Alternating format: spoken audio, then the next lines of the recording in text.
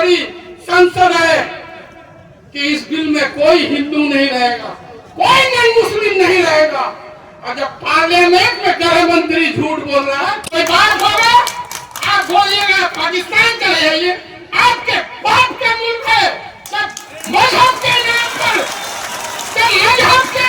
इस मुल्क का बंटवारा हो रहा था, हमारे आबाद और अजदाद ने मजहब को ठुकरा दिया कि हम इस मुल्क में रहेंगे। मजहब के नाम पर मुल्क की जो तकसीम हो रहा था उसको लात मार दिया। आज हम पर आप उंगली उठा रहे हैं। हम अगर विदेशी हैं तो तुम भी विदेशी हो। इस देश का अगर असली नागरिक है तो यहाँ के मूल आदिवासी जो है वही असली नागरिक है।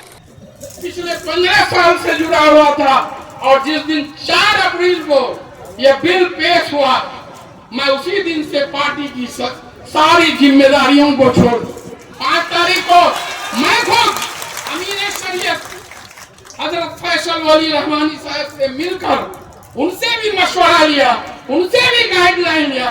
सारे अकाबरीन यहाँ बैठे हुए, सबसे मैंने बात की और सुप्रीम कोर्ट तक जाने का काम किया हुआ। बैरिस्टर असदुद्दीन अवैसी साहब की उनसे कि ये बिल, ये जो अब कानून बन गया है, इसको हम लोग मुनज़्ज़म तरीके से, जिस तरह से किसान आंदोलन लगातार साल भर से अधिक जो है इसका विरोध प्रदर्शन एक मुनज़्ज़म तरीके से कर उन्होंने केंद्र सरकार को मजबूर किया कि इस काले कानून को वापस लेना पड़ा। और जो है उसी तरह हम लोग भी, हमारे मिल्ली कौमी जो all India Muslim personal law board के जिम्मेदारान हैं, उनका भी यही तरीका है कि हम इस बिल के बारे में, ये कोई एक मुसलमान और हिंदू की लड़ाई नहीं है। जिन लोगों ने ये कानून लाया है उसकी कोशिश यही है कि इस मुल्क में दो कम्युनिटी में इसी तरह हिंदू मुस्लिम करके लोगों को सड़क पर लाए और अपनी हुकूमत करें। आज इस बिल के खिलाफ पार्लियामेंट में 232 सांसदों ने वोट डाला, मात्र 24 सांसद हमारे मुसलमान थे। राज्यसभा में 93 सांसद थे, दर्जन सांसद भी मुसलमान नहीं थे। इस कानून के खिलाफ सुप्रीम कोर्ट में जो अपनी मजबूत दलील देने का काम किया, चाहे कपिल सिब्बल साहब हो, राजीव धवन साहब हो, मनु सिंघवी साहब हो, सीयू सिंह जी हो, सब हमारे जो है गैर मुस्लिम थे। और इस जो कानून के विरुद्ध जो जितने 73 याचिकाएं दायर हुई है, उसकी सुनवाई जो कर रहे थे chief justice Sanjeev Khanna, justice Sanjay Kumar, justice PV Swaminathan, ये तीनों के तीनों गैर मुस्लिम हिंदू थे। इसलिए कोई भी इस तहरीक को, इस आंदोलन को हिंदू मुसलमान बनाने की आपकी विरोधियों की कोशिश होगी, उसके झांसे में नहीं आएगा। आपके साथ पूरे हिंदुस्तान का हिंदू मुस्लिम सिख ईसाई जो संविधान पर विश्वास करता है, आपके साथ है। ये संविधान की लड़ाई है। इस कानून के तहत जो B.R. अम्बेडकर का संविधान है, आर्टिकल 14, आर्टिकल 25, आर्टिकल 26 का उल्लंघन किया गया है।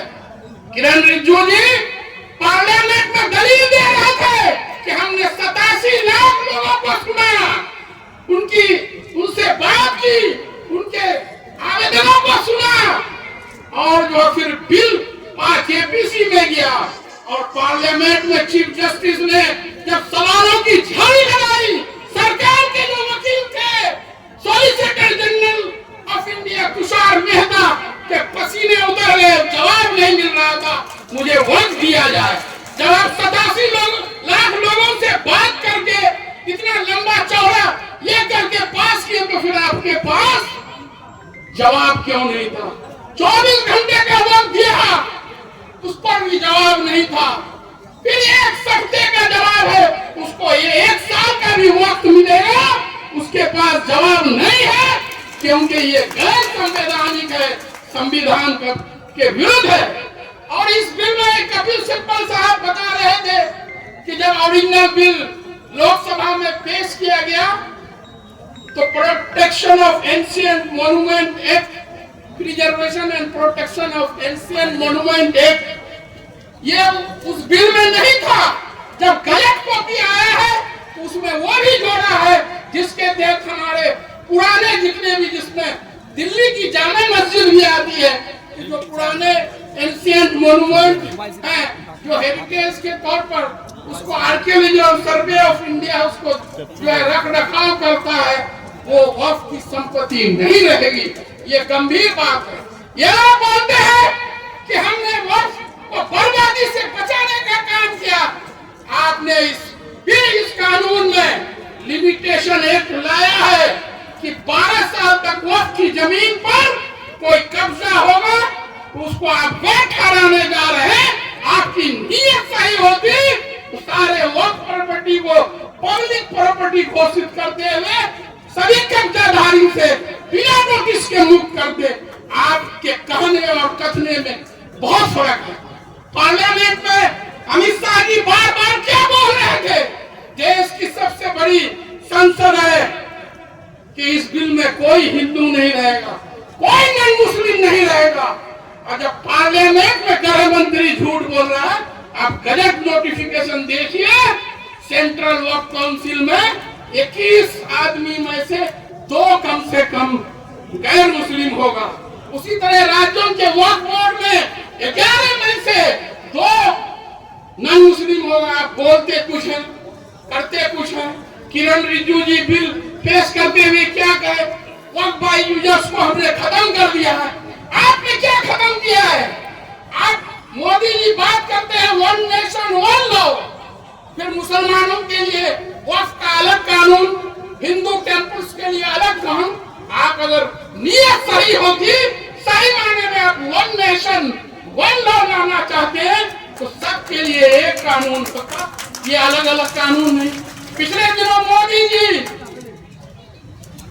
हरियाणा में एक सभा में कह रहे थे कि कांग्रेस द्वारा जो वक्फ अमेंडमेंट एक्ट 2013 लाया गया था, जिसपे वक्फ की जो है बहुत कब्जा, अवैध कब्जा हो गया, उसके लिए हम ये बिल लाए हैं। तो 2013 का जो कानून पास हुआ, आप देख लिए हम मनोज झा जी बैठे हुए हैं और सारे लोग हमारे अमीर शरीयत बैठे हुए हैं। उस कानून में बीजेपी का भी समर्थन हासिल था।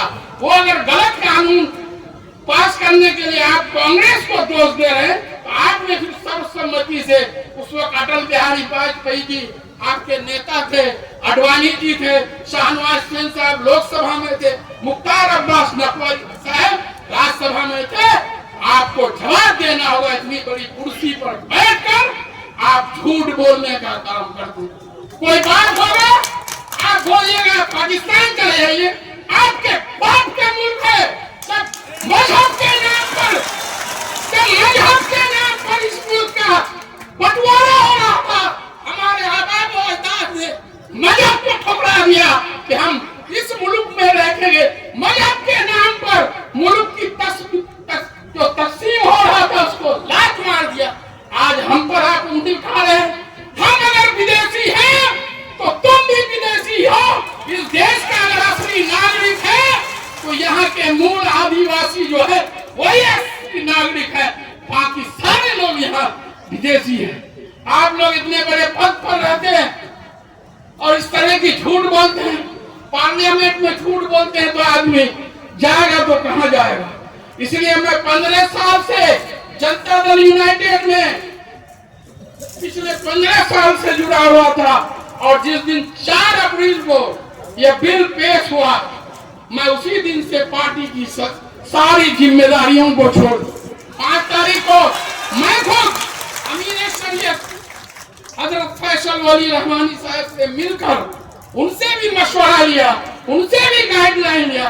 सारे अकाबरीन यहाँ बैठे हुए, सबसे मैंने बात की और सुप्रीम कोर्ट तक जाने का काम किया हुआ। बैरिस्टर असदुद्दीन अवैसी साहब भीम आर्मी के चीफ चंद्रशेखर जी हैं, उनके लिए जोरदार ताली बजाइए।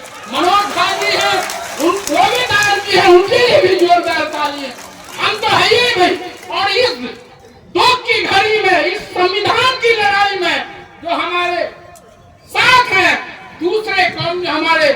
जो है सबसे ज्यादा कुर्बानी उनकी है। तो हम सब लोगों को मिलकर मुनज़्ज़म तरीके से बिल्कुल शांतिपूर्ण ढंग से इस लड़ाई को आगे जारी रखना है। इसी सवाल का वो जवाब नहीं दे रहे हैं, टाइम पर टाइम ले रहे हैं। और वर्क बाय यूजर्स का बोले आप कागज खोजिएगा बाय रजिस्टर्ड डीड, तो 500-300 साल पहले जो हमारे आबा व अजदाद ने वर्क किया जुबानी जो इस्तेमाल में, उनका कहाँ लाएंगे? टेम्पल इंडोमेंट एक्ट में आपको कोई भी मुंह से बोल दिए वो चलेगा। वक्त के लिए आप कागज ढूंढ रहे, ये दोहरी नीति नहीं चलेगी। इसलिए सब लोग एक साथ मिलकर इस बिल के खिलाफ शांतिपूर्ण ढंग से जो संविधान में जो हम लोगों को फराहम किया है, राइट्स फराहम किया है, उसके तहत लड़ाई जारी रखें। और निश्चित रूप से इंशाअल्लाह इसमें हमारे सारे लोग शामिल हैं, जितने भी इस मुल्क के सेकुलर लोग हैं, सारे लोग शामिल हैं। इसकी जीत होगी। इनकलाब जिंदाबाद।